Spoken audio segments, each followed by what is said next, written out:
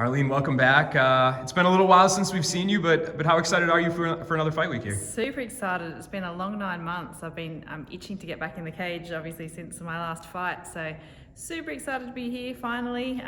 It's going down in 2 days. Yeah, and you mentioned the 9 months. Was that something that you decided you wanted to take some time off after the title shot, or was it just kind of the way things played out? No, it's just how it played out.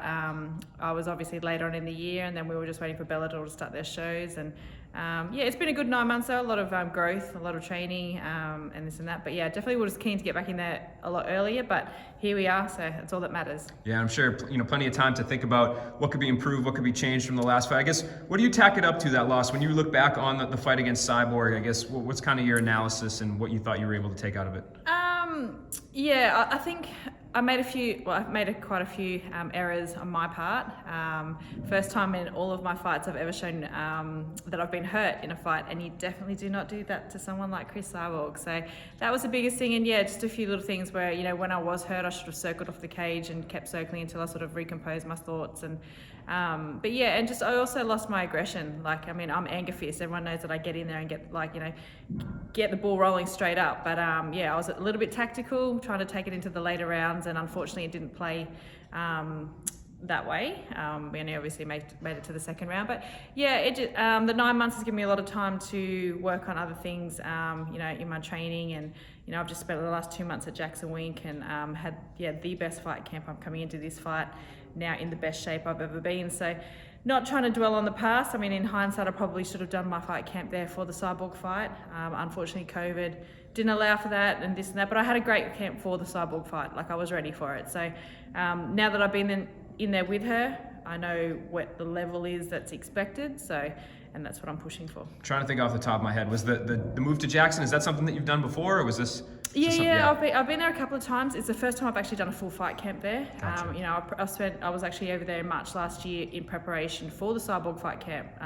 Working with the coaches, just working about how we were going to go about me heading back to Australia, things I'd work on, and then come back and then do fight camp at Jackson's. But COVID stuffed all of that up. But so I've been there a few times now.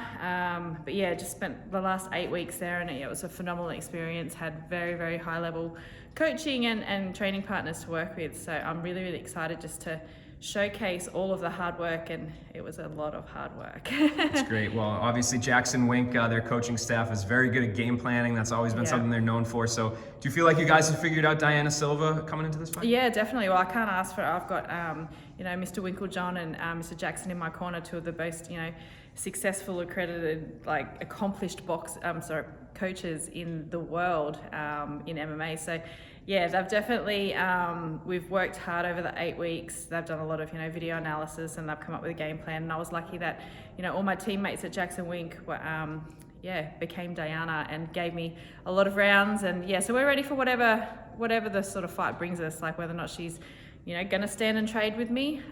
Fingers crossed that she wants to. Obviously if the fight goes to the ground, then we're ready for that too. Yeah, and she had a very impressive debut, even though she lost. I guess, do you feel like even though she's 0-1 in Bellator, she's one of the top fighters in this division, just with what she showed against Julia? 100%. Yeah. Coming in to the division and taking on the number one straight off the bat, and now the number two, the girl's got guts. She's here to fight. So I think that she will go really, really well within the Bellator division. As I said in other interviews, unfortunately, she's not going to get the win on me on Friday night, but coming in and taking on number 1 and 2, that takes guts, and good on her. It reminds me of me early in my career. I took on some, accomplished and high-level fighters early in my career, and it paid off. It got me to where I am. It got me ranked pretty early. So she'll go well. And I wish her all the best after this fight. Yeah, absolutely. And I know maybe when you were breaking down tape, you weren't watching a score, but I know some people thought she kind of won that Julia Budd fight. So what did you think? Did you think that the judges got it right, or did you think? It was interesting watching it, because I watched it while it happened, and I was like, oh, it's close. But then when I went back and watched it, I definitely think that Julia scored, the clearer punches, and obviously got the takedown as well in, I think it was the end of round 1, or was it round 2? One of the rounds anyway.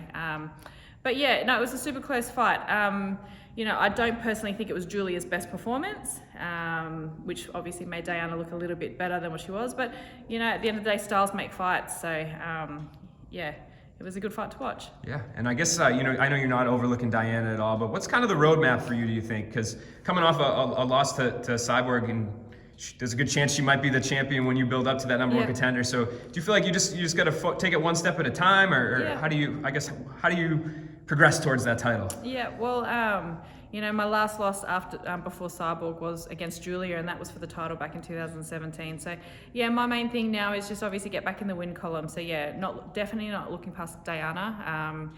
Put an impressive performance on, get the win there, and then just see what Bellator decide after that. Like, I'm not one to jump up and down and demand things. I've always been looked after with Bellator. They've given me a lot of opportunities.